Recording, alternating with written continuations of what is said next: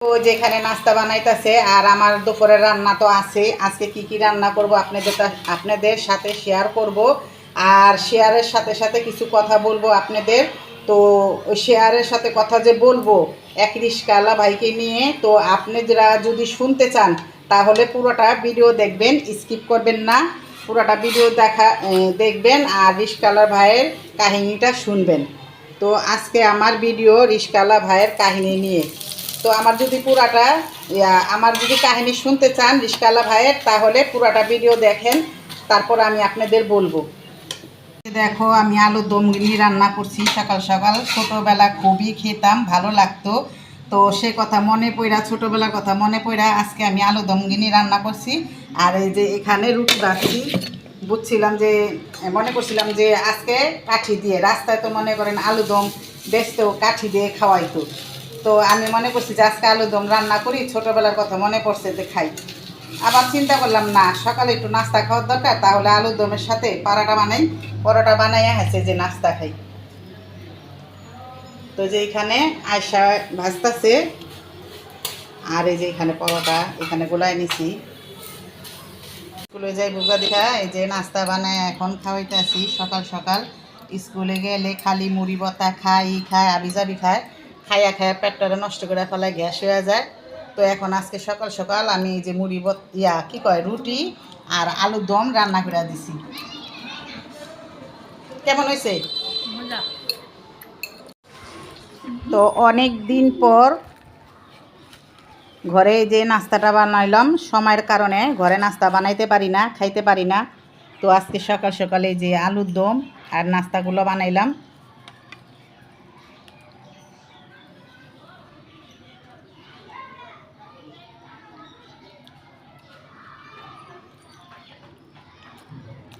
খুব মজা, টেস্টি হয়েছে আলুর দমগুলো।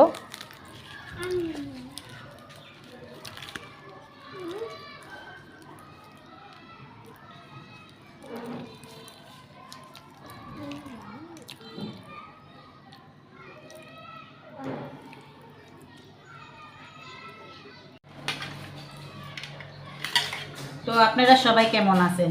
ভালো না? তো আল্লাহ সবাইকে ভালো রাখো।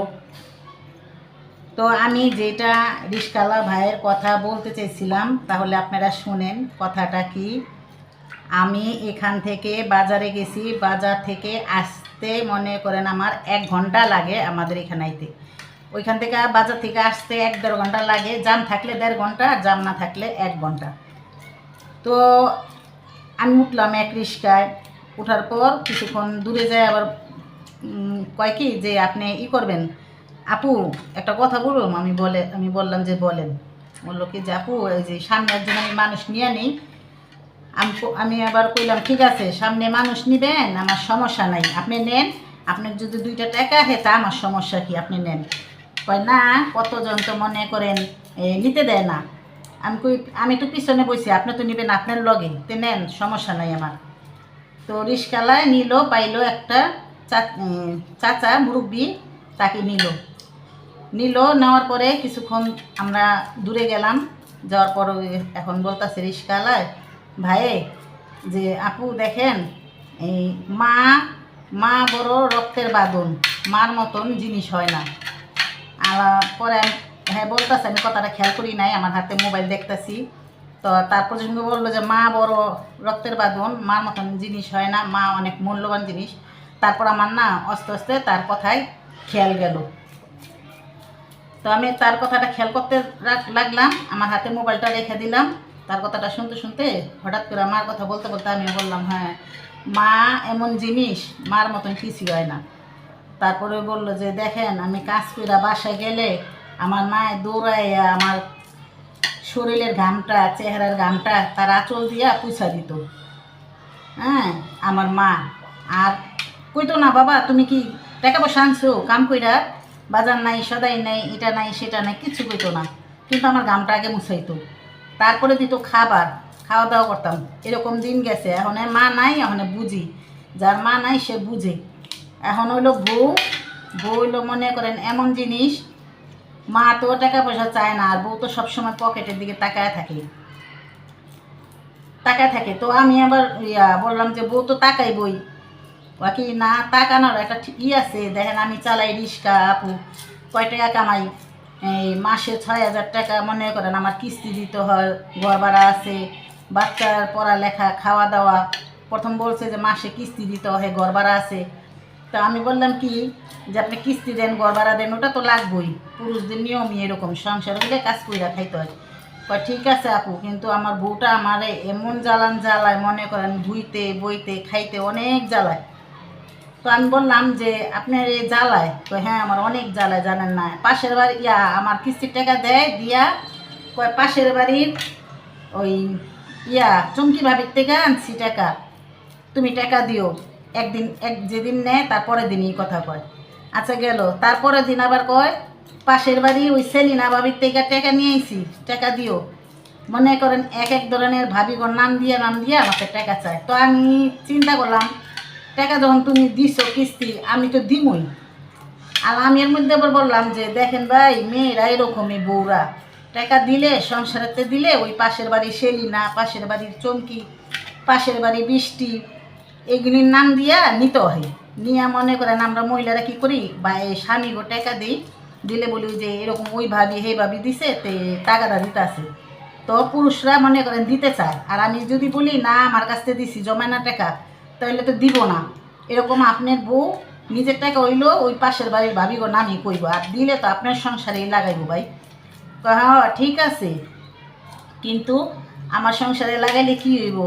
এত মনে করেন বারবার আমার উঠতে বইতে, আর আমার চিন্তায় ভালো লাগে না। তো আমি এবার হ্যাঁ কইলাম, চিন্তা করে কি করবেন, কিস্তি যখন লইছেন, কিস্তি আলা রয়েছে বেশি খারাপ, আপনি খান না খান আপনার কিস্তিটা দিতে হইব। তো আমার মাছগুলাই যে দেখেন, আপনাদের সাথে গল্প করতে করতে আমার এই মাছগুলা আইসটা উঠানো হয়ে গেছে, এখন আমি কুটে নিব। আজকে কি রান্না করব পুরা জানেন? আজকে ইলিশ মাছের ফুলকা দিয়ে ভর্তা খাবো। অনেক দিন ধরে ইলিশ মাছের ফুলকা দিয়ে ভর্তা খাইতে মন চাইতেছে। তো ইলিশ মাছের ফুলকা দিয়ে ভর্তা বানায় খাবো। আর ইলিশ মাছগুলো করবো, ভাজবো। ইলিশ মাছ ভাজা খেতে আমার অনেক ভালো লাগে। তো এখন আমি মাছগুলো কুটে নেই।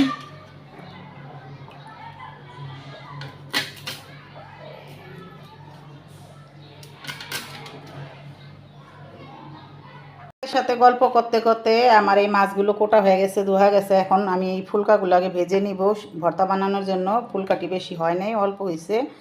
তো এখন আমার ভিডিও যারা দেখছো, নতুন আসো, আমার ভাই বোন যারাই দেখতেছো, তো এক্ষুনি নতুন যারা আসো এক্ষুনি একটি লাইক করে দাও, চ্যানেলটি সাবস্ক্রাইব করে দাও।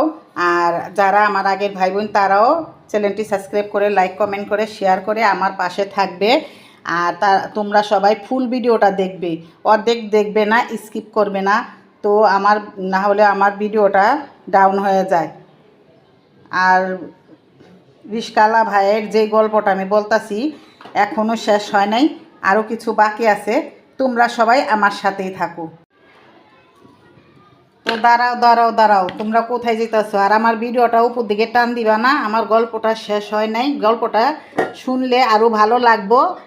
লাস্টে আমার অবস্থা কি হলো, রিক্সাওয়ালা ভাই কি বললো, তোমরা শুনবে, পুরাটা ভিডিওর গল্পটা শুনবে। তো আমি এখন আগে এটা ভাজবো, মেখে নেই। ফুলকাগুলো অল্প, তারপরও আমার কাছে অনেক ভালো লাগে ফুলকার ভর্তাটা। তো এখানে আমি তেলটা বসাই দিছি। আর এদিকে আছে শুকনা মরিচ দিব, তারপরে যে এদিকে আছে পেঁয়াজ রসুন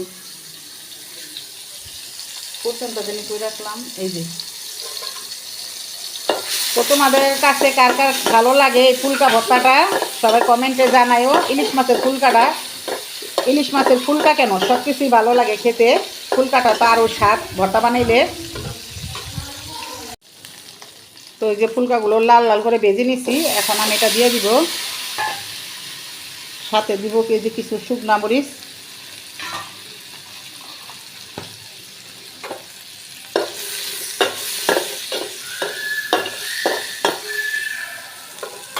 আর এই যে এইখানে আমার মাছগুলো ধোয়া হয়ে গেছে, এখন আমি এগুলো মশলা মাখাই নিব। মশলা বলতে আমি এখানে দিব হলুদের গুঁড়া আর মরিচের গুঁড়া। আর এই ভাজার মধ্যে কত মানুষে আদা রসুন দেয়, কিন্তু তারা খায়, আমি খাই না, আমার ভালো লাগে না। আর মাছ ভাজার ভিতরে ইলিশে মাছ ভাজার ভিতরে আদা রসুন দিলে ওইটা ভালো লাগে না, ধইনার গুঁড়া দেয় ইলিশ মাছে আদা রসুন দেয়, তাহলে তো ইলিশ মাছের স্বাদই লাগে না। সব কিছু যদি আদা রসুন দিয়ে রান্না করি তাহলে মাছের স্বাদটা কই পামু কও। তো এই যে এগুলো আমার সব ভাজা হয়ে গেছে গা, আর এই যে এখন আমি এগুলো সব এই যে করে নিমু, হলুদ মরিচ মাখায়া ভেজে নিমু।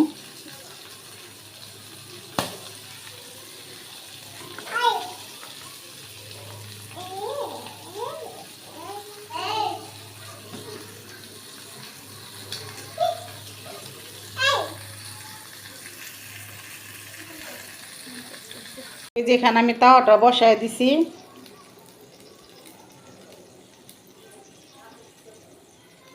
আর বাকি গল্পটা তোমাদের সাথে আমি শেয়ার করব। ভর্তাটা বাটবো আর শেয়ার করব, বলবো। রিশকাওয়ালা ভাইয়ের যেই কথা সেই কাজ, দিয়ে গেল একটা ভাস। তো আমি তেলটা বেশি গরম করি নাই, তেলটা গরম করে দিতে গেলে মনে করো পুরোটা ছিটাইব শরীরে। তো আমার কথা তোমাদের কাছে কীরকম লাগে জানি না, আমার কথা অনেক উল্টাপাল্টা হয়ে যায় মাঝে মাঝে, এই একবার শুদ্ধ একবার বাংলা একবারই। তো আমি যা পারি তাই বলি, তোমাদের আনন্দ লাগার জন্য, ভালো লাগার জন্য আমি ইনশাল্লাহ যা পারি তাই করি। বাকিটা হলো তোমাদের কাছে। আর বারবার বলতাছি যে ভিডিও থেকে কখনো না দেখে বাইরেইবা না, তাহলে তোমাদের আমাদের ভিডিও মনে করো ডাউন হয়ে যায়, ওই ভিডিওটা নষ্ট হয়ে যায়, ডাউন হয়ে যায় না সহজে। তো তোমার আমার সবাই, আমার ভাইয়েরা বোনেরা সবাই খেয়াল রাখতে হইব, যেমন ভিডিওটা আমরা পুরোটা দেখে। আর হাতে কাজ থাকলে দেখার দরকার নাই, তুমি লাগলে হাতে কাজ করতেছো, কাজ আছো, দেখার সময় নাই, ভিডিওটা অনেক বড় লাগলে আমি পরে দেখুমনি খাতিল জমা। কিন্তু আমার কাজের টাইমে তো ঢুইকা মনে করো আরে আমার কাজটা পড়ে গেল গা, দূর কি এর ভিডিও দেখুম, পরে দেখুমনি, আমি যাই। কিন্তু তোমার কাজের জন্য আমার ভিডিওটা নষ্ট করো না। তো যার যার কাজের জন্য সে ভিডিও নষ্ট করো না। আমার ভিডিও কি, তোমার ভিডিও কি, সবার ভিডিও কি, কেউ ভিডিও কেউ নষ্ট করো না। এটাও কিন্তু আমাদের একটা ব্যবসা বা আমাদের একটা এগিয়ে যাওয়ার যদি মনে করো আমাদের ভিডিও এটা তোমরা দেখা বাইরে যাও একটু একটু করে, তাহলে ভিডিওটা ডাউন হয়ে গেলে আমার এই ভিডিওটা চলে না, বুঝছো। এগুলো এখন আমাদের এগুলোই দেখতে হইব, করতে হইব। কারণ ব্যবসা মানে কি, এখন আমরা যখন ব্লগ বানাই, ভিডিও করি, সব কিছুই করি, এটা আমাদের এক হিসাবে ব্যবসায়ী। তো আমাদের মনে করো যে দেখা বাইরে গেলে একটু একটু করে ওই ভিডিওটা ভালো হয় না, মানুষে দেখে না, মানুষে করে, তো ভিডিওটা পুরো ডাউন হয়ে যায়। তো তোমাদের বারবার বলি, যার ভালো না লাগবো ঢুকবা না, লাইক কমেন্ট শেয়ার করবা না, আর দেখবা না। যার ভালো লাগবো পুরাটা ভিডিও দেখা লাইক কমেন্ট শেয়ার করে আমার পাশে থাকবে। তো এখন আমি মাছগুলো সুন্দর করে ভেজে নিব অল্প আজে। বেশি জোরে আঁচ দিলে মনে করো মাছটা উপর দিক দিয়ে লাল হইব, ভিতরে কাঁচা থেকে যাবো। তো আমি অল্প আজে মাছগুলা ভেজে নিব। তো আমার যেই কথা সেই কাজ। তো আমি বাকি গল্পটা এখন এইখানেই আমি শেষ করব।